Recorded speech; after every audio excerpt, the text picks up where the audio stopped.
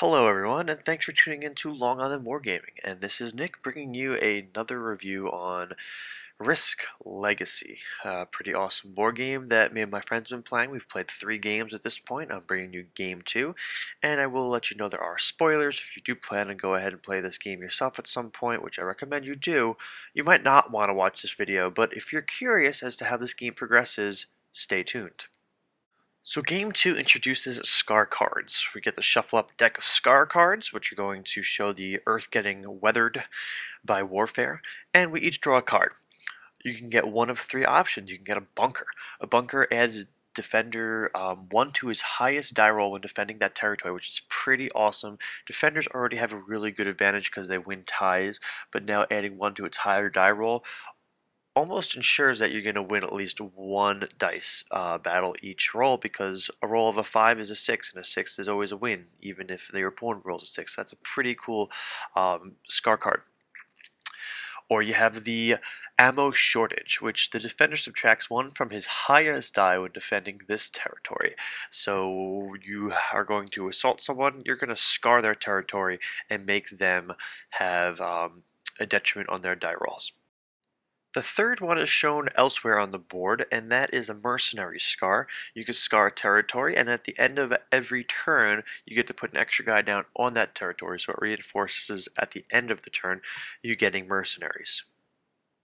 So early in the game, Kyle is ambushing Rich, and Rich was eliminated first game, so Rich doesn't feel like losing out this game already. So he drops his bunker in eastern United States, so that's going to really help him defend that area before Kyle tries to get to his capital.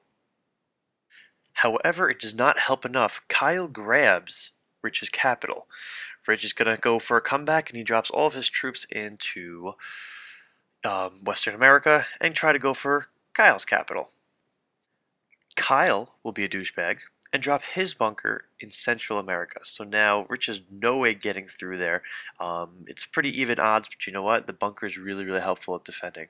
So he denies Rich the base trade. So I ended up down in Australia again, and I have my little city now that's on Siam.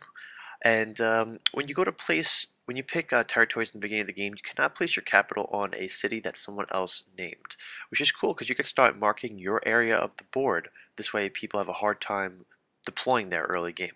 But you can see I'm stretching out here into Asia, and I'm probably going to go ahead and head towards Europe.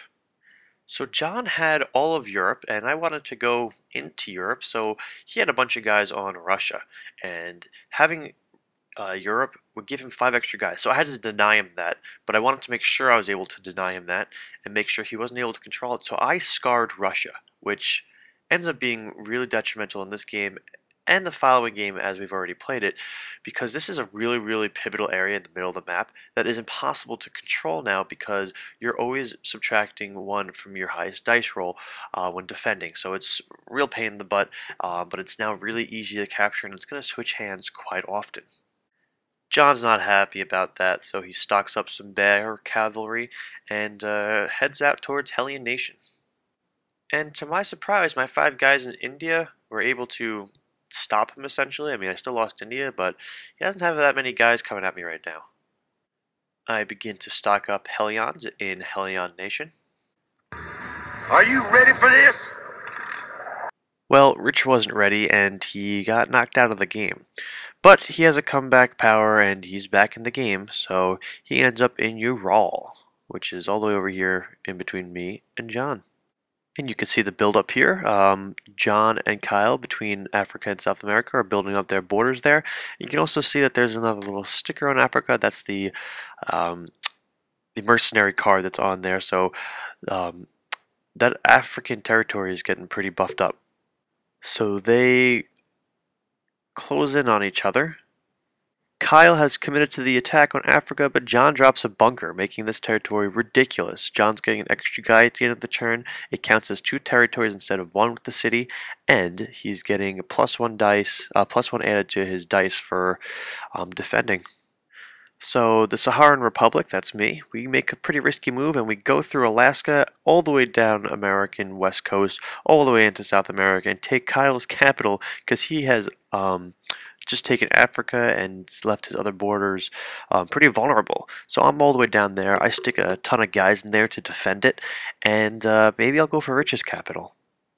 John takes Africa back. And you can see this is the whole board. Rich is still in the game. He hasn't attacked. He does one attack a turn so he can get a card, but he keeps dropping siege tanks into Ural. I'm about to drop the hammer and dispense some indiscriminate justice. John builds up in Greenland looking to get Rich's capital from Kyle.